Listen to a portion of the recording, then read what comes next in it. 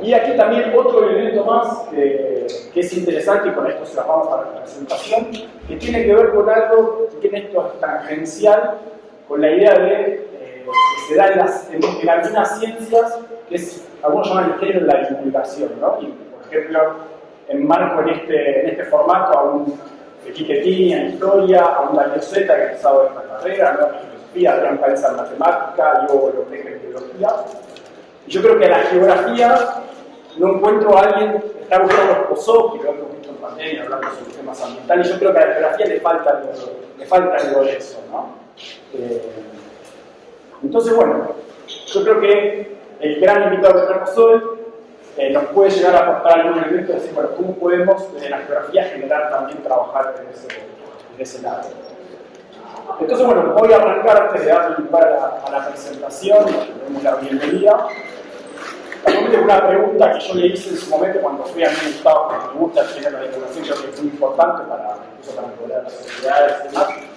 Una vez que hace muchos años consumía mucho Felipe Piña, con su algo habrán hecho y demás, y me acuerdo que una vez en una charla en el Malva le pregunté, me acuerdo que abrió las preguntas y dije, bueno, ¿qué importancia consideraba él tenía la geografía en sus estudios, en sus productos y demás?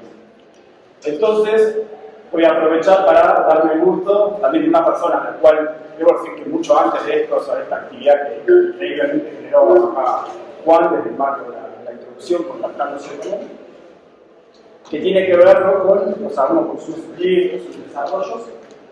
Y bueno, te quiero hacer esta pregunta. Hoy tenemos a Fernando Duclos, para que va a ser periodista claramente.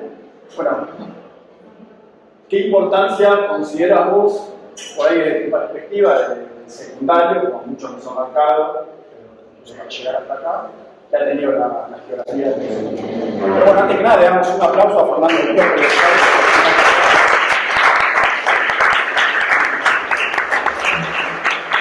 Bueno, muchas gracias por la invitación, por el aplauso. Soy egresado de la UBA, de comunicación. En realidad, mentira, no egresé porque me faltó la tesis, como lo están diciendo aquí en Ciencia de Comunicación. Y bueno, he venido muchas veces acá por Juan. En realidad yo cursaba primero en Ramos Mejía, después en Constitución.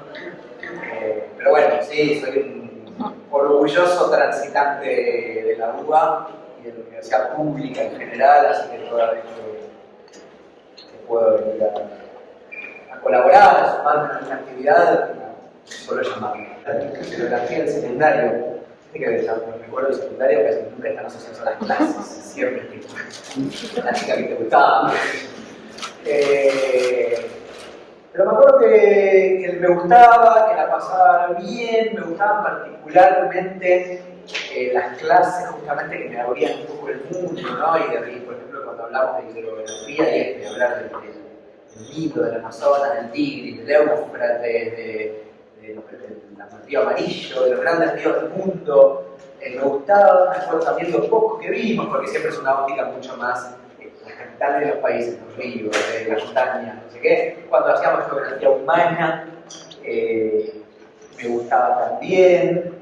Me cuesta disociar un poco lo que era la geografía y la historia de mis recuerdos, ¿no? Que al cabo es algo que está completamente asociado, ¿no?, al mundo. No puede pensarse, creo que una sin la otra. Implica cierto determinismo, ¿no?, que yo no sé si están así, pero que sin duda es interesante esta cosa de las sociedades son como los lugares donde viven, ¿no? Una sociedad de montaña va a ser diferente a una sociedad de mar, sin ir más lejos, o una sociedad con clima con calor todo el año va a ser diferente a una sociedad con 4 estaciones, qué sé yo, digo, lo cual un poco queda muy asociado con eso. Y cuando veíamos un poco de geografía vinculada a la historia, ¿no? Y a mí siempre me quedó muchas cosas de los reinos antiguos, de Asia, que obviamente se ve poco, se ve poca geografía africana en las escuelas. Latinoamericana sí, yo tuve la suerte de viajar por América Latina a los 19, 20 y vi muchas cosas que había visto, ¿no? Y de repente estaba en el Amazonas, de repente estaba en el Caribe, en los Andes, en la Orinoquía, en América Central, el Istmo de Panamá, bueno, muchas cosas que yo había que había visto, no solo asociando la geografía con lugares, sino también con, con la experiencia humana. Y ver que en los países, Perú, en Ecuador, en Colombia mismo, hay como de repente hay tres tipos humanos en algún punto. Tenés la gente de la costa, mucho más cercano a la metrópoli europea, porque obviamente los españoles cuando llegaban no se querían meter donde había mosquitos. Tenés la parte de la sierra, que ya están incluso medio, hay una pica ahí, ¿no? Costa contra sierra, después te metes un poco más la selva, digo, la geografía humana, en el sentido, gente de Perú, si vas a Iquitos, es otro país, que si vas a Cusco, que si vas a Lima, digamos, ¿no? Y al mismo tiempo es el mismo país, digo, ¿no? Lo interesante es eso. Y eso se ve en Perú, pero al mismo tiempo se ve mucho más en India, que vos agarrás un billete de 100 rupias de India y está escrito 100 rupias en 15 idiomas diferentes, cada uno inteligible entre sí, y cuando habla el presidente tenés 700 millones de personas que necesitan verlo con subtítulos porque entienden el idioma en el que hablan. Es wow, ¿cómo puede ser que un país así siga siendo un país que el indio de Tamil Nadu se reconozca como indio al igual que el indio de Punjab y de Calcuta? Bueno, y hablan idiomas que ni se entienden entre ellos, ni se entienden. Bueno, algo hay, ¿dónde está la identidad? Bueno, me parece que eso tiene que ver, ¿no? Un poco con las construcciones sociales, históricas, geográficas también. Muchas veces hay pueblos separados por montañas y de repente pasa una montaña y hay otro idioma. Nada, yo tuve la suerte este año, el año pasado en realidad, de estar en Irak. Cuando estaba en Irak, conocí Babilonia, o sea, la Babilonia real, donde estaba Nabucodonosor y los acadios, y los sumerios, y los fenicios, babilonios, etc. Y eso fue el lunes. Y me habían invitado. Y el pasaje de invitación después me iba desde Irak a Egipto, que no conocía tampoco. Me acuerdo que el lunes estuve en Babilonia y el miércoles tenía 10.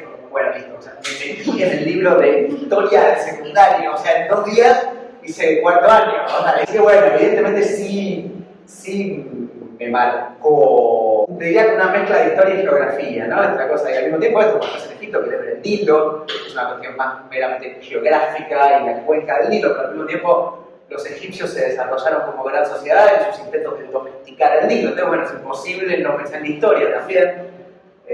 Sí, tengo esos recuerdos. A ver, yo fui una apasionada de siempre. Yo a los 4 años, mis papás me compraron un planiferio donde están todas las capitales del mundo y nada, me sorprendí. Entonces, una cena familiar y me pregunté, ¿cuál es la capital de Kenia? Y yo, Nairobi, y tenía 5 años. Y era, ¡wow, qué bien! O sea, evidentemente me gustó siempre, ¿no? Esta cosa de conocer nuevos mundos, otras culturas, de conocerlos, de verlos. Ahora, bueno, te traigo un elemento, ¿no? A uno, digamos, el producto estelar que es la crónica de vida. Vos has viajado mucho, un montón de lugares, has documentado y tenés un valor, como decía al principio, un valor diferencial, ¿no? Que le das por ahí a esa geografía, le das elementos propios de la disciplina sin querer queriendo, que el grado de improvisación lo manejas, como que hay planificación. Por eso yo creo que hay un valor diferente con respecto, ¿no? Uno ve videos en YouTube, viajeros, en un punto son un embole. Pero hay algo que hay minimal, lo tuyo que, bueno, tiene que ver también con cómo haces el tratamiento de la geografía. Pero te llevo algo que también nos interesa a nosotros mucho, que es la preparación, la metodología, la planificación. Por lo cual, en alguno de tus libros, la pregunta es: ¿cómo planificás un viaje de estas características? Realmente trato de leer todo lo que pueda leer. Y aún así, siempre casi nada, digamos, ¿no? Porque incluso la bibliografía en español, si buscaba en inglés, no se consigue. O ponele que se consigue en internet. Pero digo, yo mi libro de India, por ejemplo, le terminé poniendo la India de carne y hueso, porque me pasó eso. Yo quería leer todo lo que podía y lo que había sobre India antes de viajar al país. ¿No? Que este ya fue mi primer viaje ya como periodista, entonces fue un viaje financiado, era como el sueño del pibe, ¿no? O sea, que te paguen para viajar. Antes era todo ahí, como se podía. ¿De dónde sacas la plata para viajar? Simplemente la plata que gano, como cualquiera gana trabajando, la usé para eso. Yo no sé manejar porque no tengo auto. Lo que pasa es que viajar está visto siempre como un consumo suntuoso. Pero si vos me decís que te compraste un Chevrolet, yo no te digo, ¿cómo conseguiste la plata? Simplemente me imagino que laburaste y te compraste un auto. Pero eso fue más o menos lo mismo. la plata que tenía la usé para viajar, hasta que me empezó a ir bien, entre comillas. Y bueno, y ahora ya tengo muchas facilidades, ¿verdad? De repente me invitan, a Irak fui invitado, a Bangladesh fui invitado. Bueno, es como, se abrió un mundo, ¿no? Pero digo, volviendo a lo de India, empecé a buscar en librerías que había sobre India en español, porque sí, yo cuando veo el lugar me gusta leer todo lo que puedo. No había nada, no había nada. De repente me empecé a dar cuenta que lo único que se escribe sobre India en español, o al menos el 95% es Osho, yoga, ayurveda, mandalas, Sai Baba, meditación. Lo cual está bien, obvio que la espiritualidad es una parte importante de la India. Ahora, pareciera por lo que nos llega que los indios, que son 1.400 millones de personas, se levantan, hacen yoga, meditan, dibujan unas mandalas y se van a dormir. ¿No? Yo quería ver un poco la otra India y me di cuenta que no había nada. Obviamente, hoy en día con internet estoy viendo y yo trato de todo lo que me caiga en las manos leer, o sea, ficción, ver una película, no importa, una novela. Por ejemplo, ahora que fui a Bangladesh, no encontraba nada y terminé leyendo una novela llamada Tasnim Aman sobre la guerra entre Bangladesh y la independencia de Pakistán en 1971. La verdad que me recibió, digo, una novela muchas veces sirve mucho más que leer un ensayo o una cronología o un libro más académico, ¿no? Bueno, el primer viaje que escribí a África, ¿no? 2013, que está en Burundi. Y claro, primero que era África, y segundo que estábamos en 2013, el acceso a internet era muy diferente al que es hoy, entonces no era tampoco un telefonito, buscas información. Yo me tenía que conectar al ciber, me conectaba una vez por semana al ciber que encontrar en Burundi, que tampoco era común, la velocidad era pésima, y en esa hora que me conectaba por semana le avisaba a mi mamá que estaba bien, digo, hacía cosas que no tenían tanto que ver con mi profesión, sino con el ser humano. Y entonces lo que hacía, me acuerdo, fíjate cómo cambiaron los tiempos. Yo tenía un pendrive, en esa hora que yo me pagaba de ciber, entraba, me creaba Word y entraba Google y ponía Burundi. Y todo, absolutamente todo lo que me aparecía sin leer, copiar, pegar al Word, copiar, pegar, copiar, pegar. Me iba en esa hora con un documento de 200 páginas que solamente hablaba de Burundi. Y a la noche, yo tenía ahí una tablet, a la noche ya sin conexión, porque obviamente no había conexión, metía el pendrive y empezaba a leer todo lo que había recolectado en esa hora de internet. O sea, hoy en día agarra el teléfono y lo que necesitas saber lo sabes.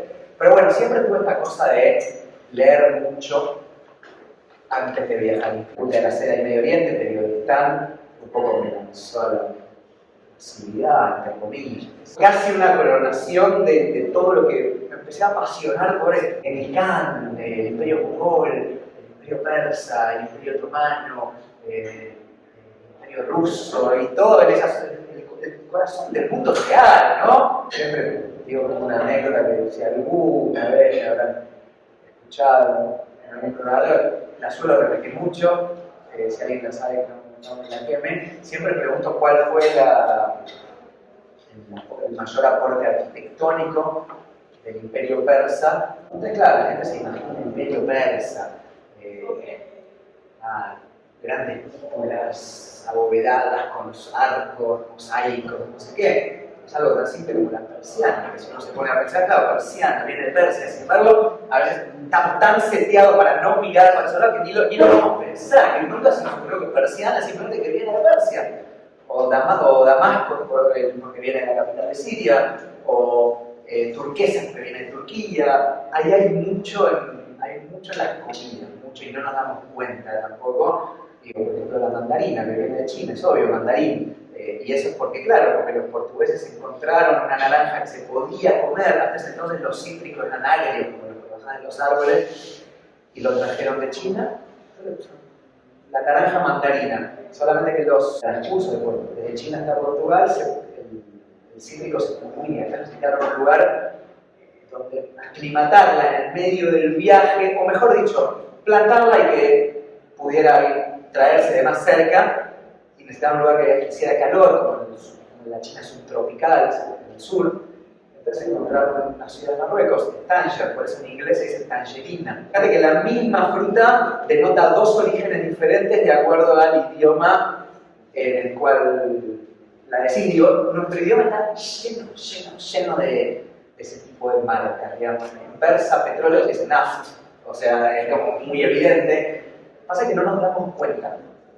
Y además no nos damos cuenta porque no estamos seteados. Digo, si yo pregunto, muy probablemente a mí mismo, digamos, a estudiantes universitarios, ¿quién inventó la imprenta? La mayoría me decía el nombre y apellido, Gutenberg, ¿no? Digo, alemán. Que ni siquiera inventó la imprenta, pero ponele, ok, inventó un tipo de imprenta. ¿Quién inventó el papel? ¿Quién inventó la pólvora? Los chinos. No existen los chinos como por nombre los chinos, como si 1.400 millones de personas. ¿Quién inventó la imprenta? Los alemanes. No, la inventó Gutenberg, eso sí lo sabemos. En cambio, los chinos. Históricamente el mundo pues, o sea, el hecho de que una isla en los confines del planeta, que se llama Gran Bretaña, en los últimos 300 años, haya sido medio la capital mundial y de donde se irradió la forma de vivir y más, eso es una cosa rara en la historia. O sea, si uno iba a Inglaterra en el año 1300, es una isla a la que nadie podía llegar cerca del Polo Norte. ¿Qué es lo que es? Pero bueno, históricamente el pasar del mundo fue por ahí, ¿no? En el puente entre Europa y Asia. El camino, la ruta de la seda, entre Roma y China, que había en el medio, India, los núcleos de India y Arabia.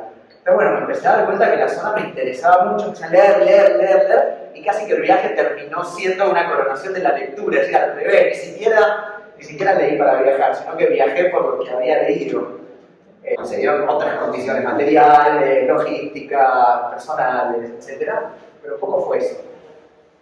Lo que pasa es que leas lo que leas, y más si vas a mundos desconocidos, es imposible, primero, que sepas todo, no se puede saber todo. Segundo, el 90-95% de lo que pasa siempre es improvisación. Entonces, digo, obvio, si yo antes de venir hubiera leído la historia de este aula, tal vez ahora podría saber que estos ladrillos, y a partir de ahí tal vez descubrir alguna historia interesante. Obviamente no la sé, entonces lo que yo puedo sacar de esto va a ser menos que lo que yo sacaría si hubiera leído. Pero digo, también es verdad que van a pasar muchas cosas que en el momento te sorprenden y decís, che, mira, tal persona me preguntó tal cosa y evidentemente acá hay una historia con la pregunta que me hizo. Digo, yo tengo siempre el radar periodístico prendido. Incluso ahora, incluso en los momentos que parece que estoy boludeando, y no porque esté, bueno, a ver en qué momento, no, estoy sorprendido, incluso cuando boludeo.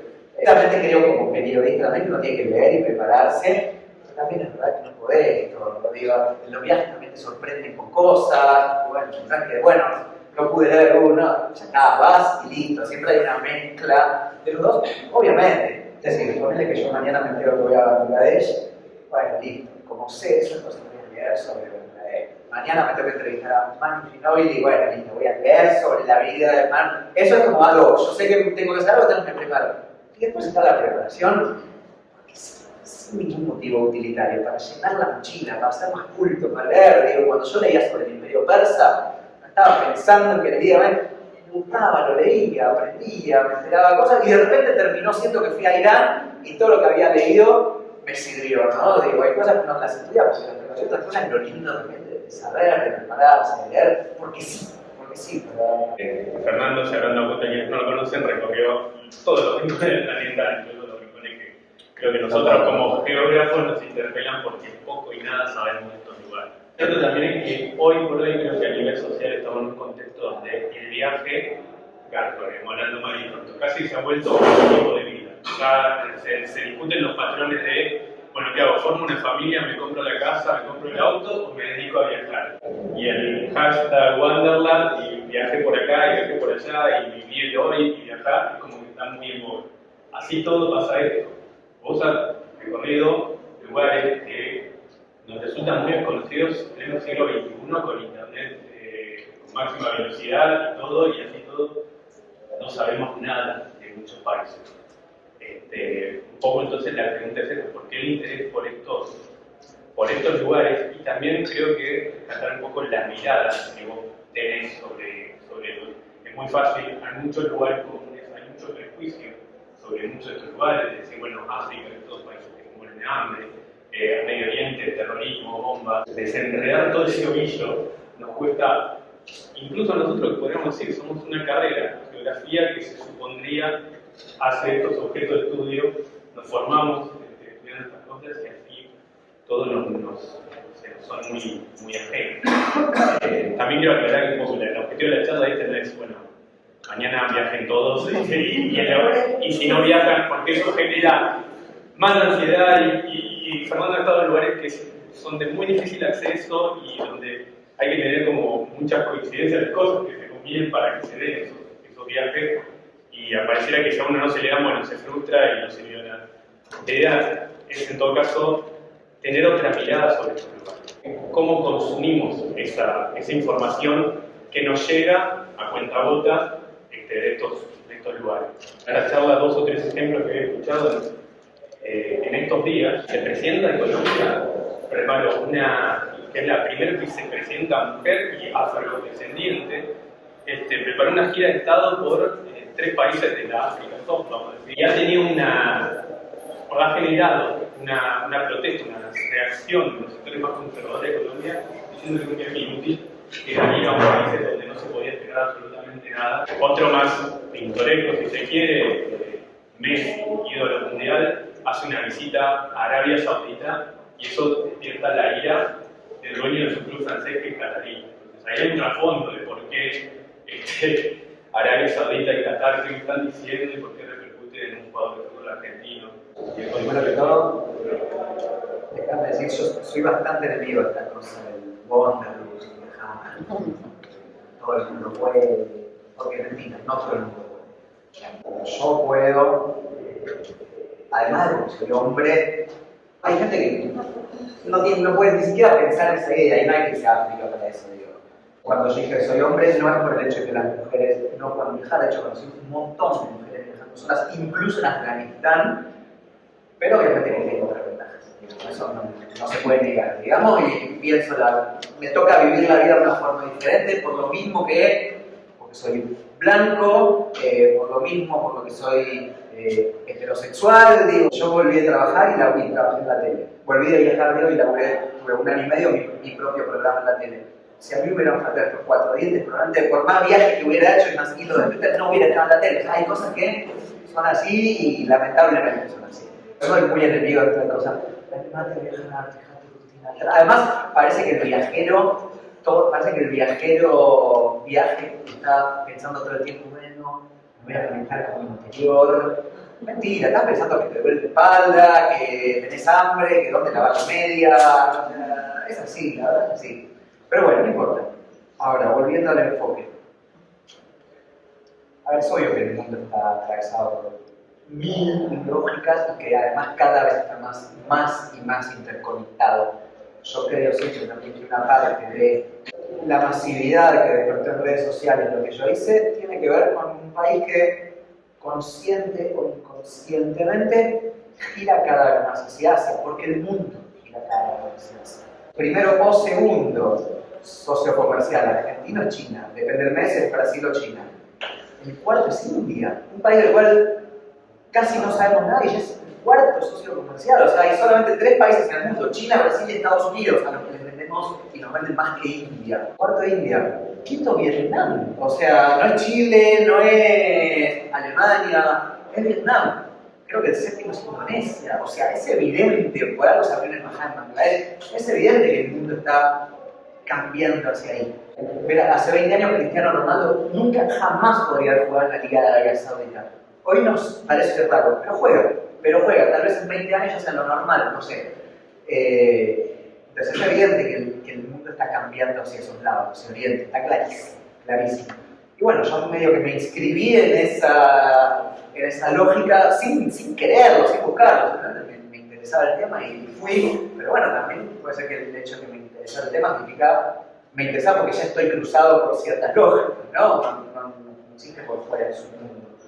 Yo hablaba con gente de Cancillería, me decían que el mundo está todavía, al menos Argentina, pensado, al menos en la diplomacia, en un orden de guerra fría, ¿no?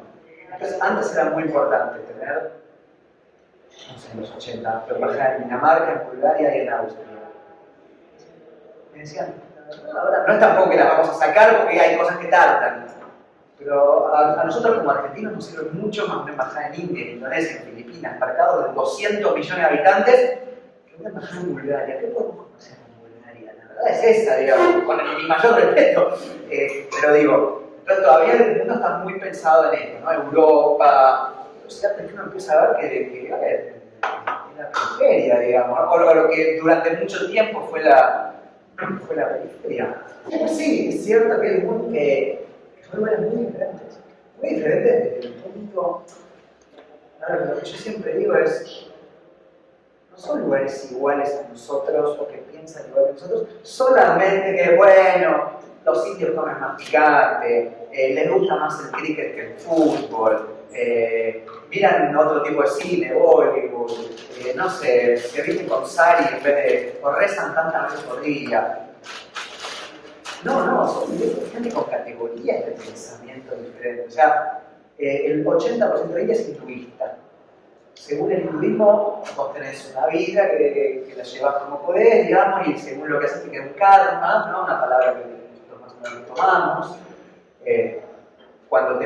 Cuando te morís, reencarnás en algo que se llama el samsara, que es el ciclo eterno de reencarnaciones. De acuerdo al karma que tuviste en tu vida anterior, es lo que te va a tocar en la nueva vida. Y el ciclo eterno de reencarnación se visto como algo malo, en realidad, porque el ideal indio es como liberarse de la vida material, llegar como a fundirse con lo trascendente, llegar a entender el mundo, ¿no? Llegar a fundirse con Dios, con la palabra que le queramos poner, con lo trascendente, con el tiempo. Entonces ellos como que mientras más vos te liberás de lo material, que es la ilusión, más fácil te llegás a conectar con lo que realmente importa. Por eso es muy normal ver en India gente que tal vez era profesor en una escuela, tenía una vida buena, con familia, con plata, y de repente los ven mendigando bajo un árbol, porque se desprendieron de todo lo material. Por eso el héroe nacional de India es Gandhi, que no era un tipo de saco y corbata, era un tipo que iba descalzo con una toga y que hacía del renunciamiento su principal arma política. Y cuando hay un 80% de un país, es decir, 1.000 millones de personas, que piensa después de la muerte empieza otra vida, ya no es simplemente gente que piensa igual que vos, pero bueno, como un poco más picante. No, es gente que directamente piensa que la vida, que el concepto vida es diferente al tuyo, al mío. El concepto muerte es diferente, el concepto de amor es otra cosa. El concepto de tiempo, de trabajo. Entonces, es difícil a veces salirse de esas categorías que nosotros pensamos universales. Digo, ¿qué es el tiempo? Bueno, creo que para todos es lo mismo. No es lo mismo.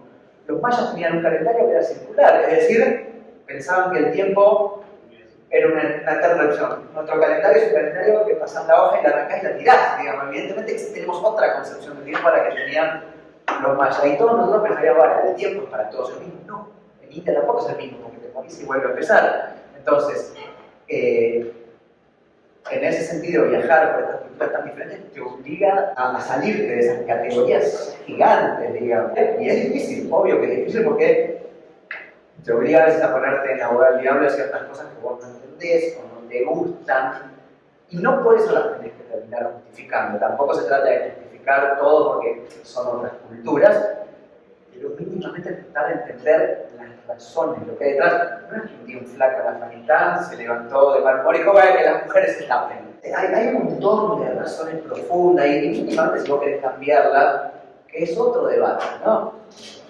¿Hasta qué punto? Porque una cosa es si esto me parece bien, otra me parece mal. Otra cosa es si, como esto me parece mal, voy a cambiar. Bueno, eso es otro debate, pero ponele que ok, si esto me parece mal, quiero cambiarlo. Tampoco lo vas a poder cambiar si no entendés las razones profundas. Entonces, hagan lo que hagan, lo que yo trato al menos de entender. Las cosas no pasan porque sí.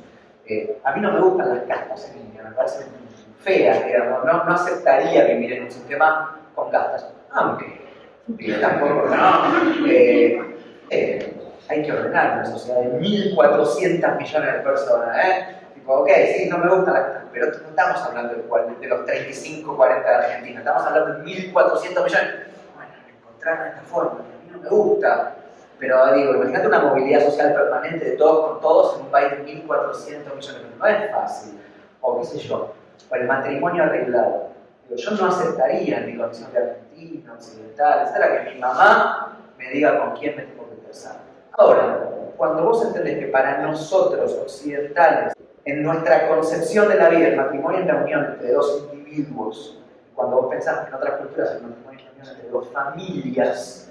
Bueno, si el matrimonio se denomina algo familiar, no está tampoco tan mal, o al menos en esa concepción, que sabiendo que vas a tener que compartir toda tu vida con un montón de gente que trata de elegir a alguien bueno y que tu familia te ayude, digamos. De nuevo, yo no lo aceptaría para mí, pero lo digo en otra sociedad. Pero bueno, la mirada que yo trato de tener es esa. Del mundo, el pensamiento occidental es esto. Es esto. Pero hay un montón de otros tipos de pensamiento. Bueno, hay que... De nuevo, sí cae en un relativismo simple. Está bien porque son otros. No está mal decir lo que está mal, porque al menos nos parece que está mal. Pero bueno, al menos tratar de entender y no hablar de un pedestal. Yo ayer hablaba con un amigo maní. Bueno, tiene 22 años y ahora está pensando en casarse. No sé sinceramente con cuántas mujeres se habrá casado, no lo sé, tal vez con ninguna. No es un problema para él. Que bueno, finalmente cuando encuentre a su mujer va a tener un montón de hijos y no sé qué. Claro, vos te puedes pensar en mi vida y para mí es normal, digo, un día salir a la discoteca y conoces a alguien y esa misma noche duermen juntos. Y no hay nada en la condición humana que diga que eso es lo que está bien y lo otro es lo que está mal. ¿Qué sé yo? Ay, lo podemos poner en términos biológicos, bueno, ya es otro debate, ¿no? No hay nada en la condición humana que diga que esto está bien, esto está mal. Son diferentes formas de organizarse. De diferentes formas de organizar. Vos recién hablabas de un lado de la interconexión, además de la interconectividad y de sociedades diferentes. Es uno de nuestros karmas hoy, que es la desigualdad, ¿no? Nosotros, el formato espacial de pensar la sociedad, nos interesa mucho la desigualdad expresada en la fragmentación socio-urbana, ¿no? Por ejemplo, la sociedad global. Entonces, es interesante dar la posibilidad de vos cómo se expresa desde la desigualdad en estas sociedades, ¿no? Que realizan, por ejemplo, la ruta de la seda o la... Hay rasgos, cómo identificar rasgos de desigualdad marcados, ¿no? Por ejemplo, lo vemos aquí. Sí, claro. El tema con la globalización y la desigualdad, que bueno, son temas para desarrollar por años, digo. O sea, primero creo que la globalización hoy en día, lo cual es un gran cambio en este mundo, te permite saber cómo viven otros. Eso ya es una locura. O sea, vos nacías en Senegal en el año 1750, ¿sí? Ayer, en términos históricos, 1800, ayer. Vos no tenías idea de cómo se vivía en Italia, de hecho no tenías idea de cómo se vivía a 50 kilómetros de tu casa. El mundo era tu aldea, digamos, ni siquiera en Senegal, en Italia, en cualquier lugar. Vos lo que naciste se vive así, ni siquiera sabías que existían otros países, digo, la gente no sabía leer, ni que hablar televisión, ni que hablar aviones, o sea, hoy nací en Senegal, ves que tu vida es horrible. Y ves por la televisión que en Italia, a donde salen vuelos todos los días por 100, 200 dólares, la vida es mucho mejor. ¿Por qué no vas a querer irte? O sea, pero claro, antes ni siquiera podías pensar en esa posibilidad, ¿no? Que se llama Jared Diamond, y un libro que se llama Armas, Gérmenes y Acero.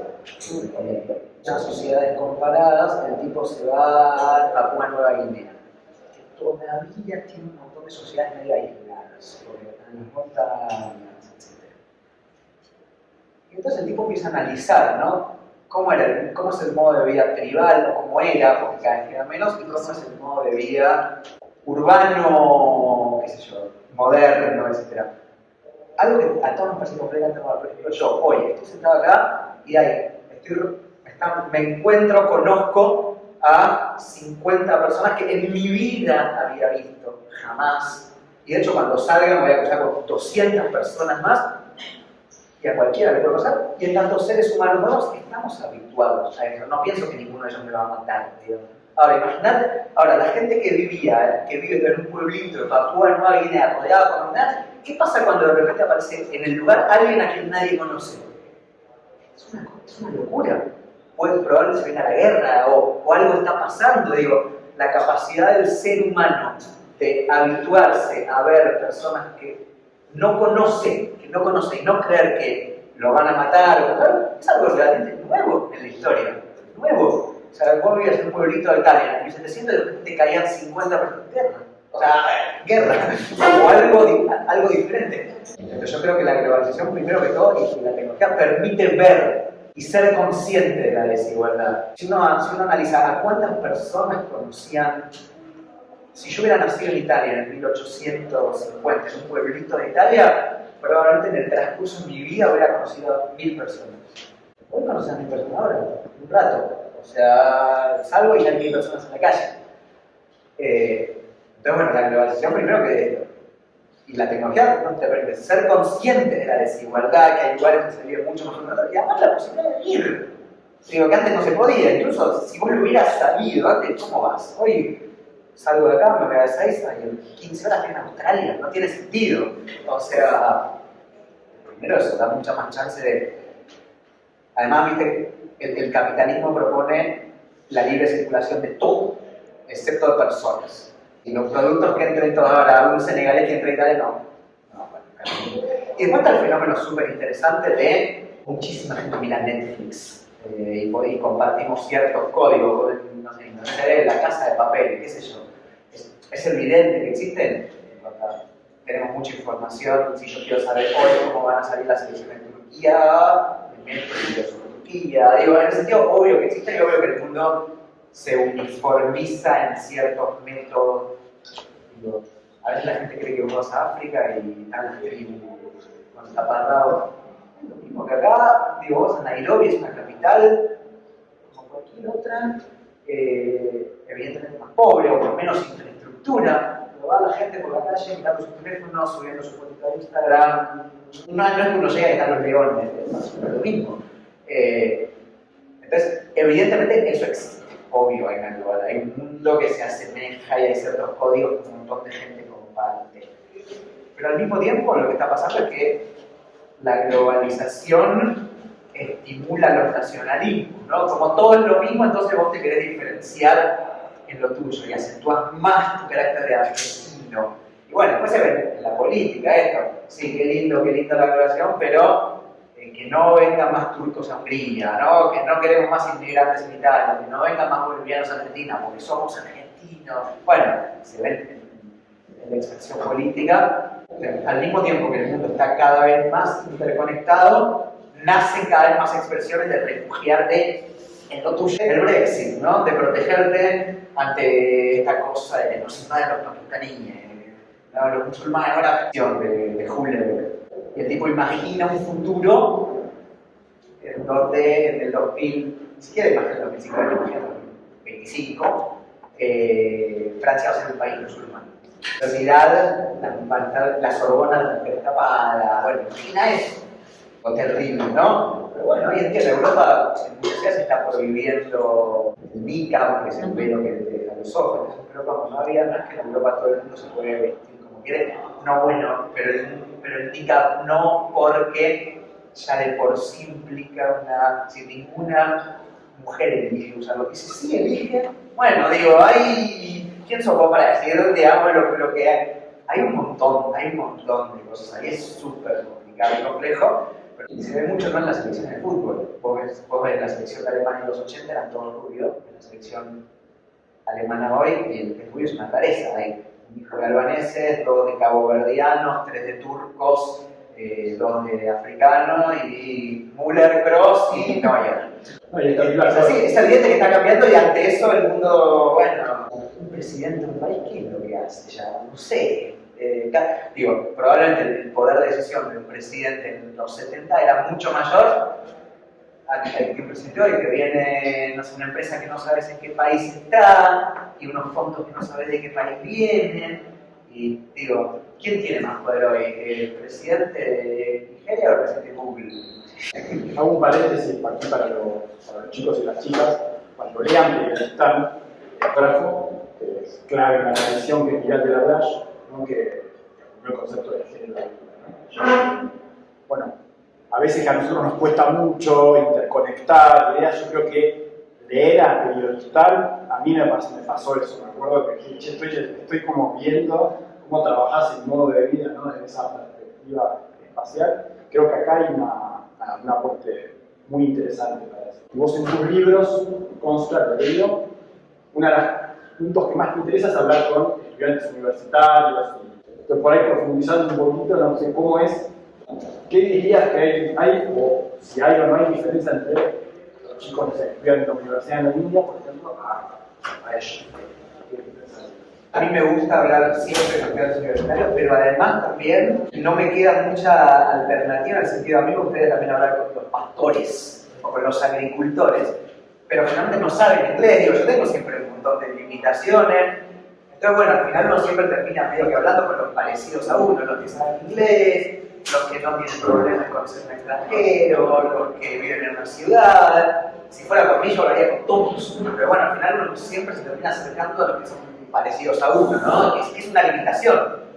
Toda la humanidad es parecida, ¿no? O sea, las diferencias. Digo, todos tenemos maneras de crecer, de encontrar cariño, de envejecer más o menos protegido, de dormir en un lugar calentito, digo, en ese sentido, de que nuestros seres queridos estén bien, no, obvio, para algunos el bienestar es rezar más veces por día y para otros es tener 3 autos, digo, pero todos más o menos buscamos progresar. En ese sentido, quien estudia en la universidad también, ¿no? Obvio, la vida es muy diferente, pero no porque la universidad en India sea diferente a la de Argentina, sino porque, bueno, la vida en India es diferente a la de Argentina.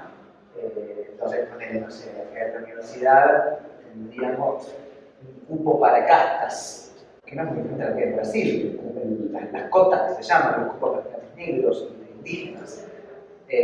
Obvio, habría diferencias, que la universidad sea pública y sin examen de ingreso, más allá del CBC, digamos, algo que no existe en ningún lugar del mundo, diría. O sea, las universidades de India son espectaculares, buenísima, pero entra uno de cada 1000.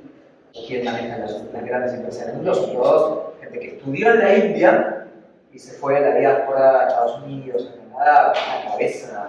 Son todos los estudiantes universitarios, mal que mal, las universidades son siempre un centro de progresismo, si lo querés llamar de alguna forma. Muchas veces las grandes rebeliones del mundo nacen en las universidades. En algunos lados mucho más que otros, la universidad es un privilegio tipo real, o sea, en Argentina sí es un privilegio, pero comparado al privilegio que es en algunos países de África, bueno, digamos, si vos pudiste estudiar en Kenia, la verdad es que tuviste suerte probablemente, digamos, pero bueno, entonces va cambiando mucho. O si sos mujer y ahora estás en Talibán y no podés salir de la universidad, bueno, sí, obviamente para esa persona la universidad es la tarea de la vida, porque la universidad, nosotros no, me anoté en biología. Todavía sigue sin ser abierta a todos en el sentido de que es mucho más fácil para mí que para una persona que vive en otro lugar o que tiene una situación de vida peor, digo, todavía. Pero sí, obvio que la Universidad Argentina, comparada con otras, es muchísimo más inclusiva que la mayoría del mundo. Eso de la geografía me parece, por lo menos cuando a mí me tocó hacer la carrera, la crónica de viaje me remite a los primeros geógrafos, a los exploradores, más que geógrafos. De hecho, lo mencionaba al principio a Livingstone, ¿no? Como, bueno, Livingstone estuvo presente, creo que en Ruanda o en toda África, buscando el inicio del Nilo. Y eran estas exploraciones de países centrales en busca de recursos naturales. Y hoy, más de un siglo después, vuelve este elemento de la crónica de viaje desde un periodista, digamos, que busca, digamos, escuchar que esas sociedades ya no son con los mismos fines, y aparte hay una producción de conocimiento diferente, que tiene que ver más con tu oficio, que es el vos producir conocimiento durante el viaje. Es diferente al explorador que en su momento de embarco y se trasladaba durante meses, hasta que volvía y se ponía a escribir sus crónicas, a casi, también por la presencia de las redes sociales, casi just in time. Vos estás en un lugar y si no en ese momento lo estás posteando, y eso también suma otros elementos que a mi criterio lo humanizan más. Entonces, bueno, ¿cómo manejar esto de la crónica durante y justamente con las redes sociales y con este nivel de exposición, ¿no? Es cierto que históricamente las crónicas de viaje fueron una herramienta casi de exploración antes de la conquista, ¿no? Incluso las mejores intencionadas, y siempre las de países centrales. No conocemos crónicas de viajeros chinos, ni de Ibn Battuta, que fue el viajero árabe que recorrió, no nos llegan, digamos. Siempre es esto, ¿no? Stanley Livingstone, Tintín en el Congo, esta cosa de el europeo que va a ver el exotismo, ¿no? De buscar, es muy difícil encontrar otras crónicas. Hay cierto debate moral. Sí, En un punto uno piensa en África y la primera selfie que me va a sacar es con los niños africanos morochos, entonces te va a contrastar en una foto que llegue y se ve en montones de turistas que van a ser de causa humanitaria a países del tercer mundo. O estuviste en Afganistán y de repente te puedes sacar una foto con alguien que te presta su Kalashnikov, su AK-47. Estar sosteniendo un arma que ha matado, que es, digamos, el arma con la que sacaste esa una guerra civil. Son debates de esto que tienen que ver con la exposición, tal vez, porque, no sé, yo tengo un montón de fotos con los chiquitos negritos. Qué sé yo, vas caminando por la calle, te pones a jugar al fútbol, jugás, después sacamos una selfie, sí, saquemos, digamos, me la voy a sacar después, o si voy al teatro, me saco una selfie, después estoy jugando a ser pobre, ¿no? Esta cosa de también, sí, la cosa de me voy 15 días, me saco la foto, enseño inglés 3 veces y ya está, entendí cómo funciona África. Sí, obvio que existen esos debates y que tienen que ver con lo que decís vos, de lo que se muestra. No solo lo que te dije, no solo que tenés que contar tu viaje en el momento, que además lo hace más real en la distancia, sino que además parece que si no lo contás no viajaste, ¿no? O sea, si no, esta cosa de todo el tiempo tener que mostrar.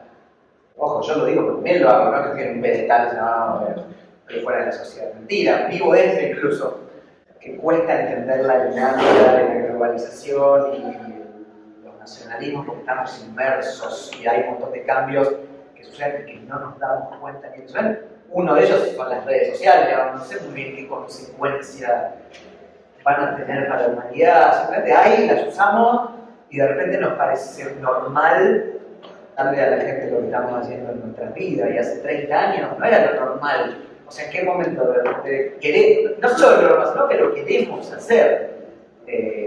Los viajes son súper fotográficos, audiovisuales. O sea, yo siempre digo que en India vos estás si dejo el celular apoyado sin una botella, me voy a hacer otra cosa cuando vuelvo a una película. O sea, pasan demasiadas cosas, color, sabor, grito, olores, gente todo el tiempo. Entonces, sí, obvio que lo quiero mostrar. A mí me pasó una vez, yo empecé mi proyecto sin sponsor, sin nada, o sea, era... Y claro, de repente pasó que lo que era la nada misma y empecé a publicar cosas en Twitter que no me leía nadie, mi mamá, mi papá y mi abuela a 300.000 personas y eso te da un poder, obvio. Yo como, che, vayan a comer a tal lugar y yo sé que muy probablemente ese restaurante esa noche va a haber un montón de personas que vienen porque les dije yo, es como, wow, es un poder y te tiene que dar una... Y creo que hay que encararlo con responsabilidad, con moral, con ética, porque obviamente mucha gente se burla y es lógico, o sea, de repente esto, la chica que nunca se le ha fijado vos, de repente se enoja porque no le escribís, ¿qué está pasando? O sea, obvio, te podés como, viste, ir. El principal problema era dónde ponía la carpa en Kirguistán y dónde compraba calzoncillos, porque después de tantos meses de viaje no me quedaban más y vos veías mis fotos en la carpa en Kirguistán y era un barbudo. Y en julio del mismo año estaba en un estudio de televisión con una chica poniéndome matificante y otra peinándome. Y digo, ¿qué pasó? O sea, ¿cómo? La anécdota que te iba a contar. De repente yo empecé a crecer en las redes, crecer. Y obviamente, che, está pasando algo. Y estaba en Georgia. Me invitaron unos chicos alemanes que habíamos ido a pasar 5 días en la montaña. 5 días en las montañas, en un lugar que no hay internet. Y justo ahora que mi página empezó a crecer y mucha gente me lee y cómo es. Y después, cuando lo pensé en serio, dije, a ver, ¿qué estás dudando? O sea, ¿quieres irte a camping al Cáucaso Yoyana o quedarte 5 días escribiendo en una computadora? Entonces, al final yo siempre elijo la vida real, digamos. O sea, porque además, si no sé las preguntas, ¿de qué vas a escribir? Pero bueno, lamentablemente cada vez tenés que estar más atento. Esto te da cosas buenas, porque muchas cosas que yo pude hacer las pude hacer gracias sin internet, pero al mismo tiempo malas. En mi primer viaje en África en 2013 yo conocí a mucha gente, realmente mucha gente, porque me acercaba y les preguntaba una dirección. y la gente ve a un tipo blanco, raro, perdido, vení que te acompaño, o de dónde sos, a dónde quieres ir. Hay gente que me ha acompañado 2 kilómetros, o sea, vení que te llevo. Y conocí gente, terminé a veces yendo a cenar a la casa de alguien. Hoy ya no le pregunto nunca jamás direcciones a nadie, me meto en Google Maps y ya sé cómo tengo que ir. Eso es bueno, porque no me pierdo más, es bueno. Pero al mismo tiempo también me perdí de conocer un montón de personas a las cuales yo antes me acercaba y les preguntaba. Pero bueno, esto tiene, como lo que dije antes, sus pros, sus contras, no es tampoco la perfección, porque las redes son neutrales. Hoy estaba leyendo que Spotify sacó de circulación a una música de un cantante palestino. O sabés que el ritual que está haciendo determinada tribu en determinados lugares como una escenificación para los turistas, porque en definitiva es el recurso económico que vaya un tour de turistas a verlos, porque están tan marginados que es lo que queda, pero no deja de ser un ritual armado, no es que esa tribu, esa comunidad vive así. O cuando hablas con los países musulmanes sobre esto que decías antes, de las relaciones de pareja, de si cómo se relacionan con una mujer, con un hombre antes del casamiento, y te cuentan sus anécdotas, en qué punto están contando la verdad o hasta qué punto les creo o los tomo con pinzas. Entonces hay como una cosa de la mirada que tiene uno con sus propios prejuicios occidentales y demás, y todo ese excelente que llevamos, pero también la mirada del otro, es decir, estoy hablando con alguien blanco, que vino de un país de occidente, entonces quiero mostrarle esto otro. Sí, creo que no es inocente. Creo que hay una cosa importante, al menos que yo trato de hacer por esto, que siempre, dentro de lo posible, ser consciente del lugar que ocupo yo, ¿verdad? Un ejercicio de autorreflexión que es verdad que en el periodismo es poco común. Porque yo, porque todo el mundo puede viajar, porque yo viva 15 días con los albañiles o las prostitutas de Ruanda y charle con ellos, no soy uno de ellos, nunca lo voy a hacer, digamos. Tengo otra vida. Estaría mal si yo creyera que soy uno de ellos, digamos, que soy un africano más por haber estado tanto tiempo, o un iraní, un chino, o que mis experiencias son las mismas que podría tener una mujer, digo. Pero bueno, yo trato de ser consciente del lugar que yo ocupo y de cómo esa gente también me ve a mí, exacto. Bueno, yo digo, India funciona así, que es lo que mucha gente hace, digamos. Mucha gente va a Irán. La gente odia al gobierno, odia a los ayatolás. ¿Cómo sabes? Porque hablé con 50 personas. Ok, ¿en qué idioma hablan? No, en inglés. Evidentemente esa gente sí la odia y está bien, digo, cada cual lo odia que quiere. El país, digo, hay muchas cosas que uno a veces cree. O sea, uno en un país que no conoce, rasgas un poco la superficie, nada más. Después para meterte en problemas reales, bueno, las apreciaciones reales, es otra cosa. Y lo mejor que uno puede hacer es ser consciente de eso. Ya el hecho de ser consciente de eso te da una ventaja enorme respecto a lo que cuentan otros. Pero lamentablemente no vas a poder aprender todo. Vuelvo un poquito también a esta idea de un libro de que recupera de la globalización a unos elementos que nos interesan a nosotros. Que la globalización, por un lado, también hay algunas problemáticas que nos interpelan en los libros de la India, otras en Blanca, la problemática de cuando se prohibió el uso cuando el presidente que prohibió el uso de agroquímicos, todo eso generó toda una tragedia importante y hay unos elementos que nuevamente también yo creo que hoy, incluso desde Argentina, no hablo de lo que sí, también nos provoca, nos genera algunos elementos, si vos insistís permanentemente en esto, de que no se pueden aplicar las categorías del occidente para entender Oriente. Entonces la pregunta es, ¿qué de todo este recorrido, de todos estos países que recorriste, aparecen anécdotas como la de Blanca, que por ahí nos pueden llegar a interpretar? Bueno, yo trato de que todas las anécdotas se interpreten, porque si no, se convirtiendo simplemente. Hay muchos que hacen crónica de contar, hay algo que es diferente. Yo, con la hipótesis que planteaba al principio, hay algo de que los elementos geográficos, por ejemplo, esto de la análisis de la frontera, entonces. A ver, yo trato que todas las historias se interpreten, digamos, y que en algún punto toquen categorías nuestras, porque si no, ni se terminan entendiendo, digamos. O sea, cuando estaba en África en 2013, que ya conté que la conexión era floja, entonces me pasó una vez que me conecté quería contar algo diferente y entonces dije, bueno, ya te voy a tirar algún datito curioso que busca en Wikipedia como para que la gente le interese, qué sé yo. Entonces dije, bueno, voy a ver cuál es el país más poblado de África, ya que tiene este continente, y cuál es menos. Y entonces me fijé y ponerle que el más poblado era Nigeria con 180 millones de habitantes, y el menos poblado era Seychelles con 40.000. ¿No? Es un dato que a la gente estándar le interese. Y bueno, ¿qué puedo hacer para hacerlo interesante? ¿No? Y entonces me ocurrió ver cuántos habitantes tenía cada barrio porteño. Entonces vi que, estoy inventando, que Caballito tenía 50.000. Y Seychelles, que es un país, tenía 40.000. Entonces lo que en un principio iba a ser un post que era el país más poblado es tal y el menos tal, terminó siendo el país más poblado es el país más poblado tal y el menos tal, que tiene 10.000 habitantes menos que el barrio porteño de Caballito. Y ya ese término de la comparación le agregó a un dato que estaba llamado a ser insignificante, una cercanía con un montón de gente. Era un post que era la nada y por algo yo le había encontrado esa vuelta de convertir a algo que era insignificante en algo que interpele a gente en el sentido, yo soy de Caballito, qué loco, ¿no? O sea, no tengo la receta, la verdad es que obviamente llevo 3 años, 4 haciendo esto, más o menos sé que ciertas cosas pueden llegar a funcionar, otras no.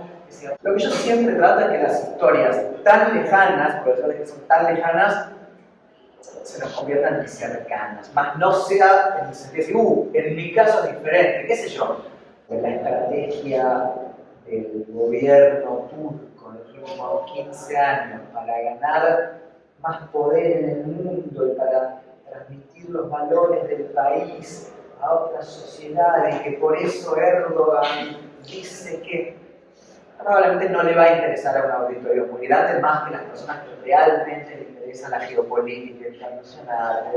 Ahora, si yo te digo que el gobierno turco tiene una estrategia de generar soft power y no sé qué, y uno de los grandes pivotes de esa estrategia son las telenovelas, ¿no? Que casi nunca reflejan la Turquía de hoy, que si el Imperio Otomano es tan creciente, los príncipes, los sultanes, no sé qué, pues qué loco, lo que estoy viendo en TLF a las 9 se enmarca dentro de una estrategia de lucha global, una historia que era solamente destinada a gente que le interesa a Turquía, que son muy pocos, de repente se volvió como, sí, cierto, no sé, las 1001 noches, no tengo idea de la novela turca, pero esta cosa, ¿no? O esta que decía, no entiendo nada de la polémica entre Qatar y Arabia Saudita, pero Messi, ¿no? Y de repente algo que te era completamente lejano, se te vuelve cercano. Pero lo que yo trato es eso, ¿no? Hablaba con una chica en Kazajistán. Y ella se había ido a vivir a Londres. En realidad no ella, una amiga. Me contaba que la amiga se había puesto en novia con un flaco inglés. Nada, un día estaba en su casa a besar y en un momento todo se puso más hot y tocan el timbre. Y eran los padres, el papá y la mamá de él. Y entonces él les dice algo así como, vuelvan más tarde, ¿no? Algo que para mí, en mi concepción de la vida, es algo factible, podría pasar. Digo, podría pasar, qué sé yo, tu viejo viene relativamente seca, vuelvan en un rato. Y la chica me contaba que esto para ella significó, digo, ¿cómo papá, nuestro te van a ir a la visita de tu casa y no los vas a dejar entrar? O sea, no hay nada peor que eso en la vida. Tipo, tu papá y tu mamá. Yo terminó cortando, digo, al día siguiente dijo, no quiero estar con alguien que... Y nada, el chabón anda a explicar, no, pero es otra concepción de la vida y los vínculos, no sé qué. Es algo que de nuestra vida cotidiana, en situaciones tan simples como viene tu papá y te toca el timbre cuando estás una chica o un chico.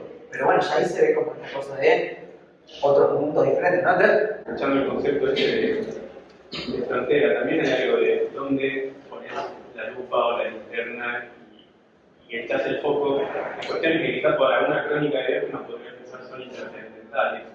Solo pensamos en el punto de partida y el de destino. Pero también es un viaje. Y en ese viaje hubo que pasar una frontera. Muchas veces es un trámite y muchas veces es sumamente caótico. Y me gustaría quizás, con un ejemplo o explicándolo, pensar la frontera, pensar el mundo de las pizzas, si puedes contar un poco el tema de las pizzas, y un concepto que a mí me llama mucho la atención que es el de la tierra de nadie.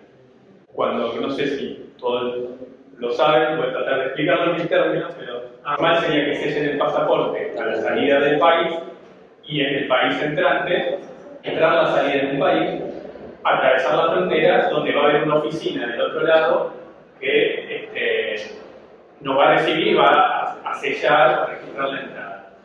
Eso en la mayoría de los países es un trámite bastante sencillo. A veces uno, hasta donde llega el límite de la frontera, logra ese sellado, ese registro, pero sepa que hay que atravesar un trecho que puede llevar un día hasta encontrar la oficina que me va a recibir en el nuevo país. Entonces, esas zonas, esos territorios es lo que comúnmente se llama no más largo.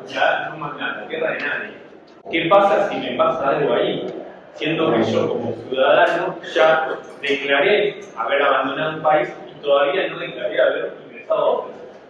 Hay un montón de lugares o no lugares que no se suelen retratar en las crónicas de viaje y que son súper importantes y además nos consumen un montón de tiempo, tipo los medios de transporte.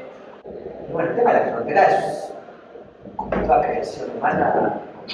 O sea, hay fronteras muy simples, la que es un país acá, tipo Homero, ¿no? Australia en dados, otras que son quilombo, la que es la frontera para mí más increíble del planeta, que es entre India y Pakistán. Entre India y Pakistán. Quiero ver si tomamos dimensión de esta locura. A ver. India. Un montón de gente bailando, preparándose para la fiesta. Música india. Sin embargo, estamos en una frontera. A ver, este espacio preparado para que desfilen pronto los militares y de repente Pakistán. Esto que estamos viendo ahí, ya Pakistán tiene la bandera. Los pakistaníes también peleando con sus banderitas. Esto que estamos viendo ya en Pakistán es la entrada al país Pakistán. Como se puede ver la cara de Muhammad al-Shihab, el padre del país. Estamos en una frontera, un territorio peligroso, podemos decir, de muchísimo cuidado militar. Sin embargo, la gente se prepara para ver el caso de todas las personas bailando acá. Es algo que no tiene parangón en ninguna otra parte del mundo. Y acá estamos.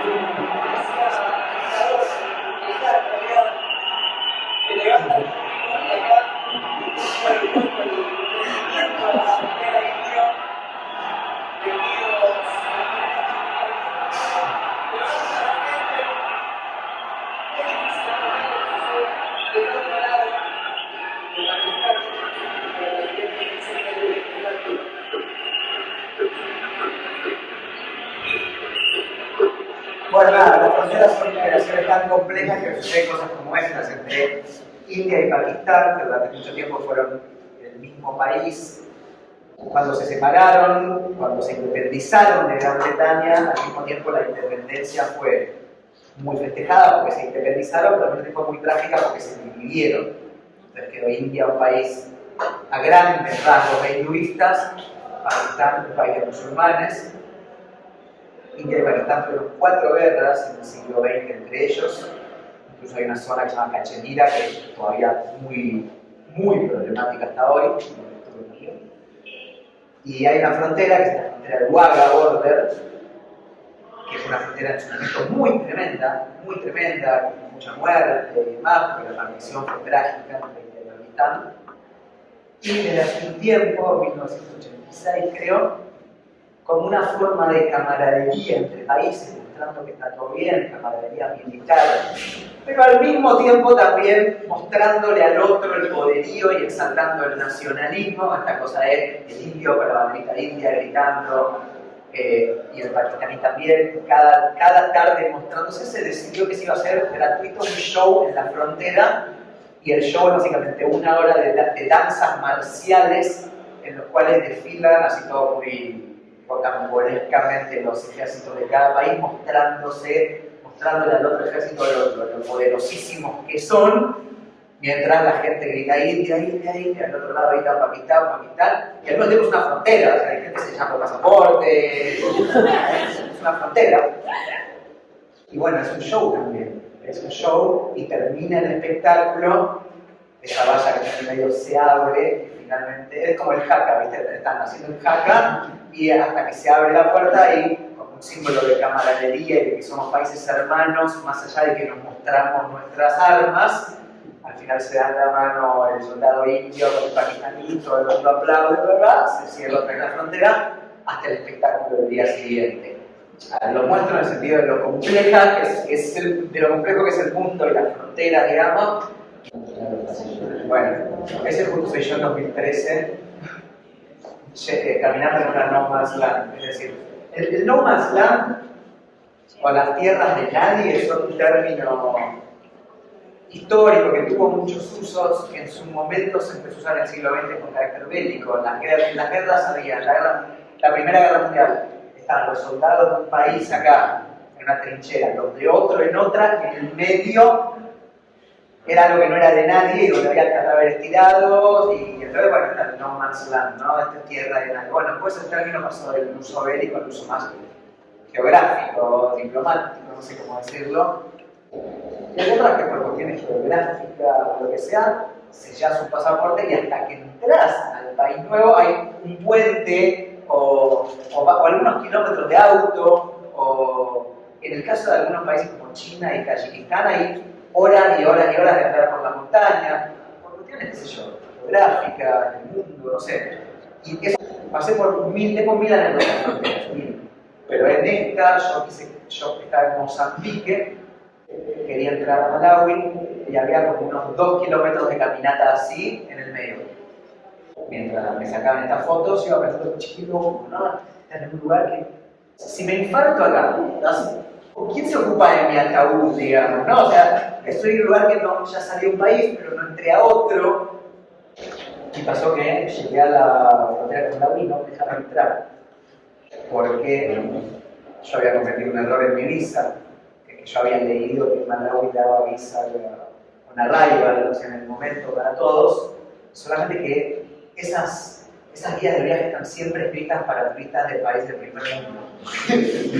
Entonces llegué y dije, no, Argentina no. Claro, yo siempre tenés que buscar, porque está escrita para australianos, canadienses, europeos, llegan y dije, no, Argentina no, Argentina no, Argentina no, hasta quise sobornar, porque me quedo acá encerrado. No más nada, eso a Mozambique a mí me había costado un montón conseguir, y ya me la habían sellado la salida, si ya no tenía una visa para volver a entrar. O sea, efectivamente iba a tener que quedarme, no sé, viviendo en ningún lugar. Y nada, al final, lo cual demuestra también la fragilidad de esto que llamamos fronteras, o la arbitrariedad. El tipo de la frontera de Mozambique, cuando le contestó, me dijo, no hay problema, listo. Y es como que puso una lapicera que decía cancelado, así directamente. Lo podía haber hecho yo, digamos. Entonces me canceló mi visa de salida, con lo cual siguió valiendo la visa que yo tenía. Nada, se resolvió muy fácil, pero es que loco, o sea, porque al final... Para dejar el último tiempo, a ver si quedaron preguntas, pedimos a todos. Pero antes quería como hacer una votación y elegir una anécdota rápida. Elegí 3. Por un lado se dice que el mundial el año pasado de Brasil era, pero también hay otra versión que dice que vos tuviste que ver con eso. La voy a vender así para ver si se agarra. Después hay otra que dice que estuviste en Batman, con Batman, eso no se explica muy bien, no está muy claro. Y otra que me llamó mucho la atención es que fuiste en África, a la capital de Rastafari. y que en esa capital está prohibido o está mal visto fumar marihuana. Cuando yo estaba viajando por India, yo, como dije antes, leo, trato de buscar información original, para seguirlo, para escribir en Twitter, etc. Y encontré casualidad, ¿no? Pregunté cómo, un diario local, con otro alfabeto. Encontré que en el 2018, en un templo hinduista en fin de India, básicamente, o sea, un anónimo había dejado a un dios, a Shiva, creo que era, en un templo, 50 como papelitos pidiendo por el fracaso argentino en el mundial. Y que sucedió efectivamente en Rusia 2018. Entonces yo escribí un libro contando y diciendo que bueno, que en realidad no habíamos perdido el Mundial 2018 por San Paoli o por no sé qué, sino porque en un rincón oculto de la India nos habían mandado un maleficio. Ya que estoy en India no debería ir hasta allá a contrarrestar la maldición. Entonces me empezaron a contar un montón de gente. Por favor, te lo pido, que hagamos juntemos plata para pagarte el viaje. Tiene un montón de gente, un montón. Entonces yo dije, llegar a estar cerca de ese lugar, voy a ir. Bueno, sucedió que efectivamente 2 meses después estaba en Kerala, que es el estado de la India, que es particularmente un estado que ama el fútbol y ama a Argentina. Bueno, estaba por ahí y me encontré con que estaba a unos 200 kilómetros de ese templo y dije, vaya. Nada, un bus lo menos turístico del mundo, o sea, a un lugar en el que no va nadie. Y bueno, llegué, y claro.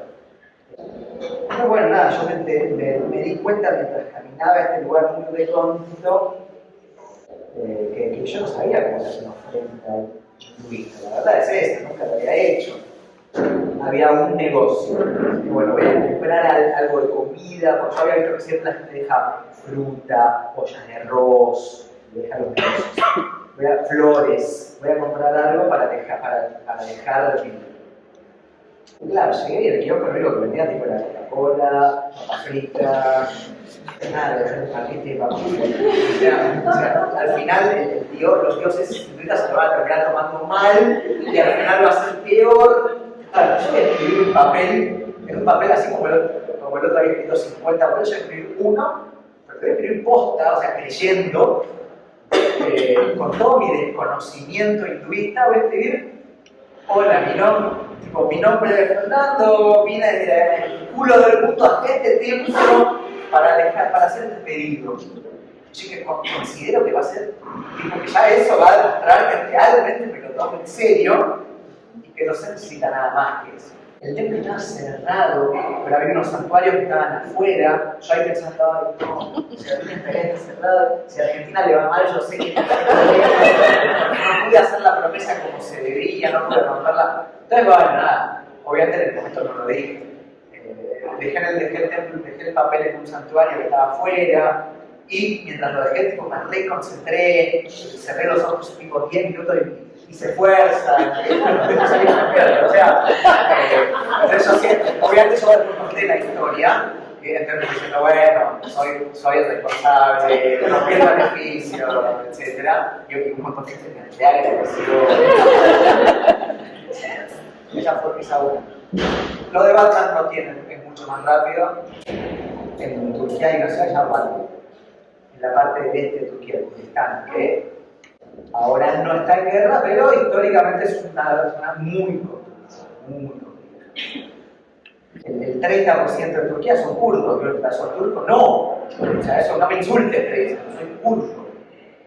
Pero el pasaporte dice Turquía, porque los kurdos están en Turquía. En Rusia hay, por ejemplo, estás un checheno, ¿sos ruso? ¿Estás loco? Soy checheno, un osetio. No, soy osetio, hablo tu idioma, tengo otra religión. Ahora, soy ciudadano ruso, efectivamente. En Kurdistán, que es una región muy compleja, y me enteré de que hay una ciudad llamada Batman. Entonces, bueno, estoy ahí simplemente para estar en ciudad gótica, ¿sí? Y si bien no hay guerra ahora, hay policía por todos lados, cachemitas, hay mucha custodia, está caliente. nada, llegué yo a un lugar que también es cero turístico, nadie va a Batman, solo yo quería ir para sacarme las fotos, nada más en el cartel que iba a Batman, nada más. Y entonces empecé a filmar un videito de escolar, lo que muchos habíamos hecho. Empecé a filmar un videito yo cantando con el cartel de Batman detrás, cantando de volar, y en el momento estoy filmando algo que viene un tanque turco. Imagínate, extranjero en un lugar al que nadie va, filmando, fue tipo un volantazo así, frenaron, tipo, ¿qué haces acá? ¿Por qué estás filmando? No sé qué. Bueno, una hora me revisaron todo. Me hicieron cuenta que era un idiota, o sea, claramente no había ningún riesgo de nada. Y yo el día anterior me había comprado un pañuelo oculto y le había mandado unas fotos a mi mamá. Por el pañuelo deportado. Bueno, por suerte no pasó nada. Y nada, al final me dejaron ir, pero esa fue la anécdota. El rastafarismo es una religión, mezcla de religión, modo de vida, filosofía, la verdad que es medio rara. Un tipo que medio que propugnaba que todos los negros del mundo deberían volver al continente donde partieron, Zion, ¿no? Bueno, Exodus, digo, la canción de Bob Marley.